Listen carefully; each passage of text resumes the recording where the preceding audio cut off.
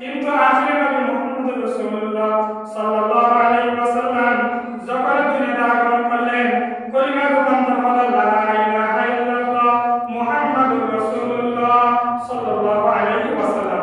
আর কিয়ামত পর্যন্ত কলিমা রূপান্তরিত হবে না। কোন কলিমা দেখেছি এক্সামে না, এবার পড়ি লা ইলাহা ইল্লাল্লাহ মুহাম্মাদুর রাসূলুল্লাহ সাল্লাল্লাহু আলাইহি ওয়াসাল্লাম। তাহলে আসি আমরা সামনের দিকে এগিয়ে যাই। ফরকালের প্রতি বিশ্বাস রাখতে হবে, নবী রাসূলের প্রতি বিশ্বাস, এগুলো ইমানের সঙ্গে সম্পর্ক। একান্ত যদি কেউ একটা যদি অস্বীকার করে আমি ওই নবীকে মানি না, ওই রাসূলকে আমি মানি না, ইমানদার থাকবে থাকবে না, মুসলমান দাবি করতে পারবে না। 1,24,000 3,36,000 যাই মতন হোক না কেন আমাদের কোনো বেদাত করার কোনো দরকার নাই। যা নবী রাসূল এসেছেন ইতিহাসে আমরা জানতেছি ওই সব নবী রাসূলকে আমরা বিশ্বাস করি। ঠিক কথা, কোনো সন্দেহ থাকার অবকাশ থাকতে পারবে না। সব নবী রাসূলের ইতিহাস সাক্ষী, এগুলো বিশ্বাস করতে হবে। তাহলে এগুলো ইমানের সঙ্গে সম্পর্ক। ফরকালে বিশ্বাস, নাস্তিক বেঈমানরা ফরকালকে বিশ্বাস করে না। যেখানে সেখানে ইসলাম মানা যাবে না এরকম বলে। ইসলাম আমরা রাজনীতি করলে ইসলামে জানা নাকি আমি এরকম অনেক মানুষরা বলে, এরকম বলা যাবে না।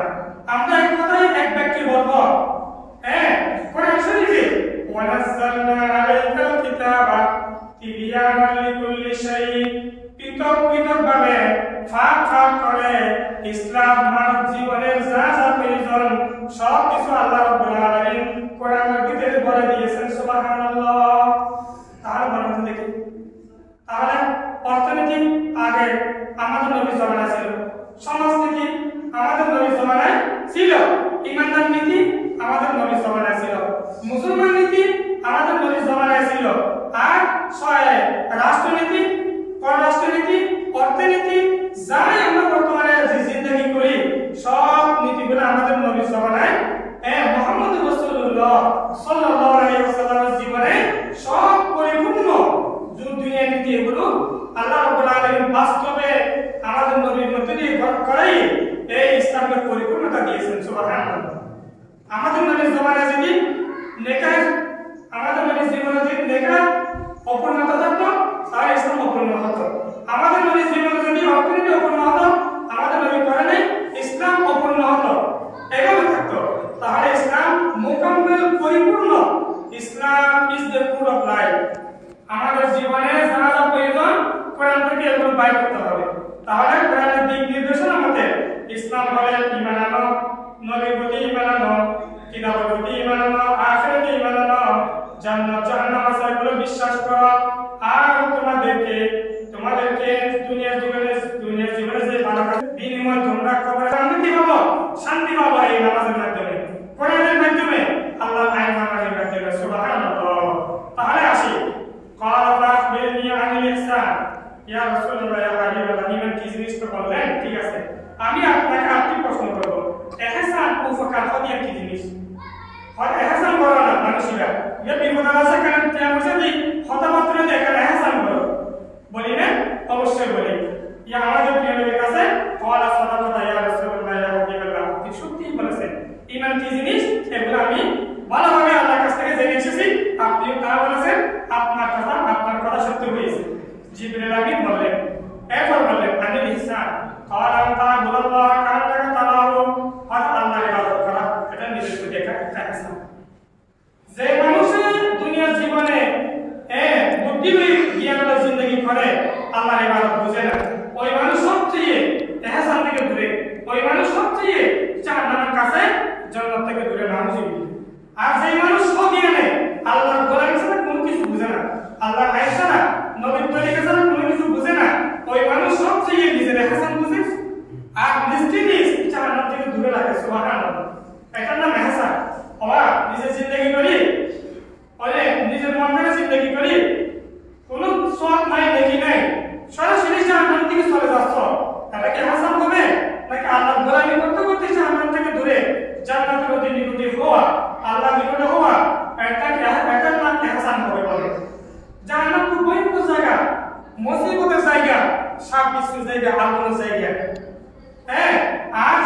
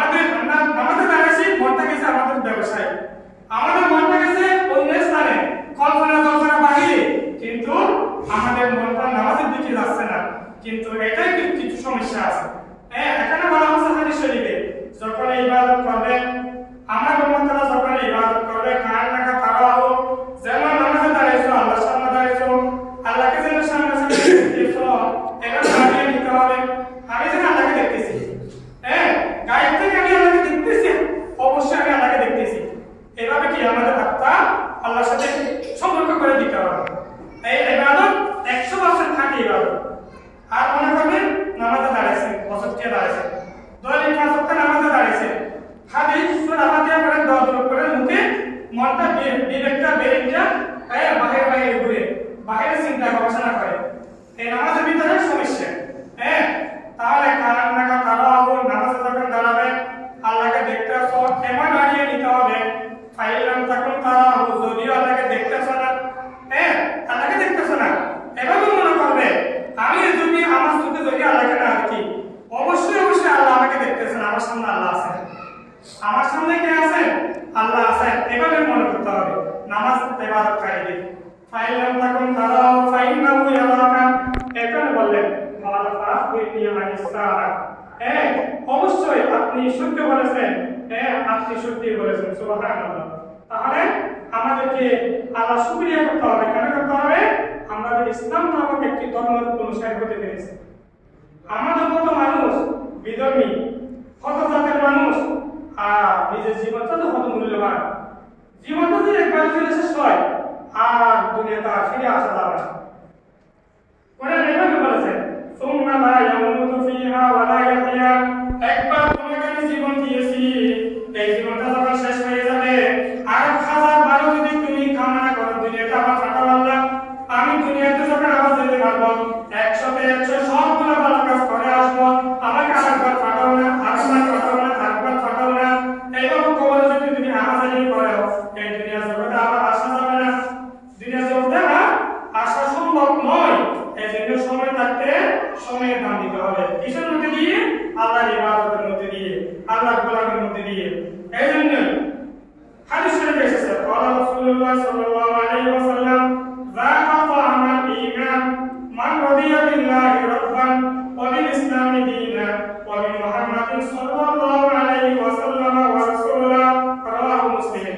আমাদের প্রিয় নবী বলেছেন ওই ব্যক্তি ঈমানের মজা পেয়েছে, ওই ব্যক্তি ঈমানের মজা পেয়েছে, যে ব্যক্তি ঈমানের জিনিস খায় নাই ওই ব্যক্তি ঈমানের মজা বুঝে নেই।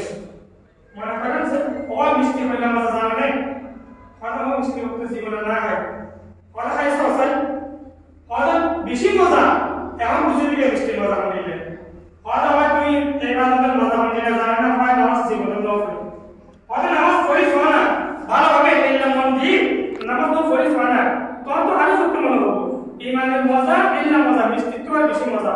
সুবহানাল্লাহ, সুবহানাল্লাহ। আসমানের মালিক জমিনের মালিকের সাথে যদি সম্পর্ক করতে চায় তাহলে নামাজ ছাড়া কোনো বিকল্প নাই, নামাজ ছাড়া কোনো বিকল্প নাই। মনে করেন আপনি একটা মাদ্রাসা স্কুলে